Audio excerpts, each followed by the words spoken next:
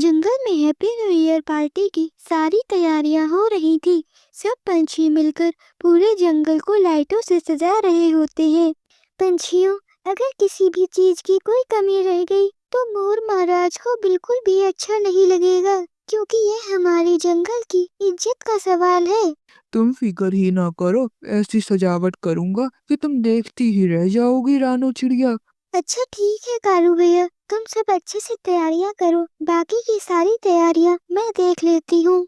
ये कहकर रानू चिड़िया वहाँ से चली जाती है। रानू चिड़िया कबूतर के पास पहुँचती है और उससे कहती है, कबूतर, कालू कौवा सजावट की सारी तैयारियां अच्छे से कर रहा है, सब कुछ अच्छा हो गया, बस अब हमें एक केक बनवाना है।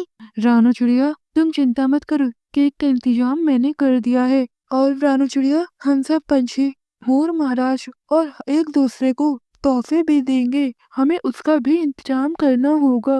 कबूतर, ये तो तुमने बहुत अच्छा किया, केक का इंतजाम कर दिया। और दूसरी बात तोहफे की, तोहफे तो सभी पंछी एक दूसरे को खुद ही देंगे।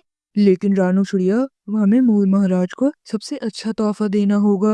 हाँ कबूतर, हमें मोर महाराज को सबसे महंगा और सबसे अच्छा तोहफा देना होगा, क्योंकि ये सब हम पंछियों की इज्जत की बात है। लेकिन रानो चिड़िया, मेरे पास अब इतने पैसे नहीं है कि मैं कोई महंगा तोहफा ले पाऊँ।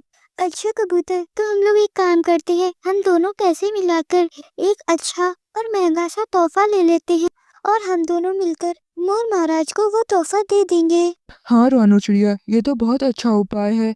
ऐसा करने से तो हमारा तोहफा बाकी पंछियों के तोहफे से बहुत सुंदर होगा। उसी दौरान दूसरी तरफ चील बहुत गुस्से में बैठी होती है, क्योंकि चील जा रही होती है कि कबूतर की उससे टक्कर हो जाती है। वह यह सोचकर बहुत गुस्से में थी, ये कबूतर बहुत चालाक है, जानबूझकर मुझसे टकराया होगा।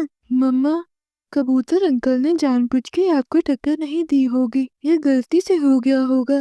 लेकिन चील इतने गुस्से में थी कि वह कुछ सुनने को तैयार ही नहीं होती। ऐसे ही अगली सुबह हो जाती है। आज रात को हैप्पी न्यू ईयर पार्टी थी। सब पंछियों ने पार्टी की सारी तैयारी कर ली होती है। रानू चिड़िया, मैं ये तोहफा ले आया हूँ। ये तोहफा हम दोनों अपनी तरफ से मोर महाराज को दे देंगे। हाँ कबूतर, ठीक है, तो फिर ये तोहफा तुम अपने पास ही रख लो। दोनों मिलकर रात को ये तोहफा मोर महाराज को दे देंगे। कबूतर तोहफा लेकर अपने घर पर चला जाता है। सभी पंछी बहुत खुश थे, क्योंकि आज रात वे धूमधाम से हैप्पी न्यू ईयर पार्टी मनाएंगे। ऐसे ही शाम हो जाती है।